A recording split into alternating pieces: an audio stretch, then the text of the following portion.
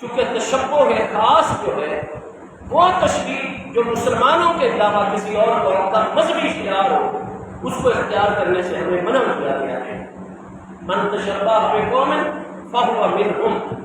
لہٰذا ایک تو گھروں کے اوپر یا اپنے ذکر امام علی مقام کی مجالس میں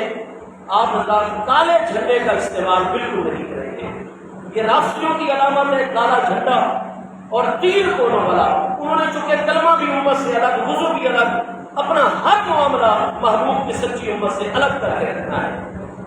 اس لیے باقی امت چار کونوں والا جھنڈا بناتی ہے، لیکن رافضی جو ہوتے ہیں صحابہ کرام کے گستاخ وہ تین کونوں والا جھنڈا ہمیشہ بناتے ہیں۔ آپ اپنے گھر کے اوپر اور حضور سیدنا امیر شریعت غریب نواز رضی اللہ عنہ نے مجھے حکم عطا فرمایا تھا آج سے 5 سال پہلے کہ استاد جی آپ جا رہے ہیں جمعے کا خطبہ دینے، ممبر پر بیٹھ کر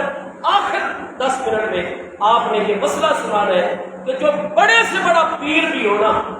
اگر وہ اپنے گھر کے اوپر کالا جھنڈا لگاتا ہو یا اس کی حوصلہ افزائی کرتا ہو، ایسے پیر کی بیعت کرنا شریعت میں جائز ہی نہیں، ایسے پیر کے ساتھ رابطہ رکھنا جائز ہی نہیں ہے۔ اور یکم محرم شریف سے لے کر 10 صفر المظفر تک یہ جو 40 دن ہے،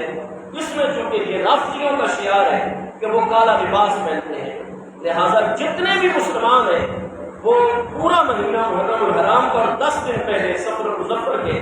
یہ 40ویں تک جو ہے 40 دن، باقی سال میں اگر کوئی سیاہ لباس پہنے وہ جائز ہوتا ہے، لیکن یہ تشریح خاص سے بچنا ہے اور یہ ہاتھوں میں کڑے ڈالنا یا اس طریقے سے آپ بالکل جہاں اہل ادب لوگ، اہل عقیدت لوگ